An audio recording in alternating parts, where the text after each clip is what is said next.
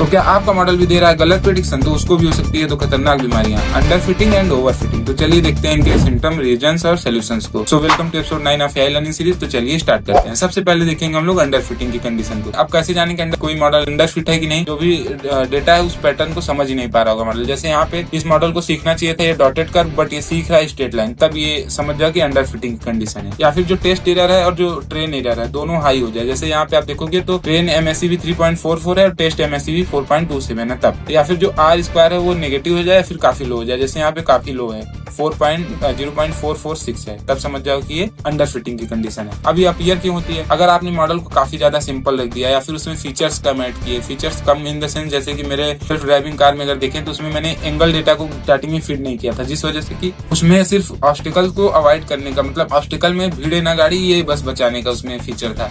बाद में जब मैंने उसमें एंगल इंट्रोड्यूस किया तो अच्छे से काम करने लगा। तो अब इनके सोल्यूशंस को देखते हैं। जैसे देखो, मॉडल की कॉम्प्लेक्सिटी थोड़ा सा बढ़ा दो, थोड़े और उसमें फीचर ऐड कर दो, थोड़ा सा ट्रेनिंग लूप बढ़ा दो, और जो रेगुलराइजेशन है उसको थोड़ा सा रिड्यूस कर दो, और एक बेटर आर्किटेक्चर हमेशा सेलेक्ट करो। ये हो गए इसके सोल्यूशन। अब आते हैं हम लोग ओवर फिटिंग की कंडीशन पे। ओवर फिटिंग के सिम्टम क्या होंगे? देखो, सबसे पहले ट्रेनिंग एरर तो एकदम ही लो होगा। जैसे यहाँ पे आप देख लो कि जो ट्रेनिंग एरर है वो 1.34 है, बट टेस्टिंग एरर 4.43 है। और जो ट्रेन आर स्क्वायर होगा वो काफी ज्यादा हाई होगा, बट जो टेस्ट आर स्क्वायर होगा काफी ज्यादा कम होगा। इसका मतलब कि मॉडल ने तो सीखा तो जरूर, बट ये कुछ ज्यादा ही सीख लिया है। मतलब इसने हर एक डेटा पॉइंट को रट लिया है। जैसे देखो, इसने हर एक डेटा पॉइंट को टच करने की कोशिश की, जबकि एक जनरलाइज कर्व चाहिए था हमें। अब इसमें प्रॉब्लम ये आ गई कि जैसे एक स्टूडेंट रट के जाता है, क्वेश्चन चेंज हो जाता है तो उसको कुछ नहीं समझ में आता है। सेम वही प्रॉब्लम यहाँ पे भी आने वाली है। होता क्यों है? मॉडल को बहुत ज्यादा कॉम्प्लेक्स कर देना, मतलब कि उतने लेयर की हमें जरूरत नहीं थी, बट हमने बहुत ज्यादा लेयर ऐड कर दिया, तब ये प्रॉब्लम होती है। या फिर जो डेटा सेट है वो बहुत ज्यादा छोटा है तब, या फिर जो डेटा सेट है वो थोड़ा सा नॉइसी है इसलिए ये प्रॉब्लम आती है, या फिर जो ट्रेनिंग लूप है वो बहुत ज्यादा हाई है, या फिर जो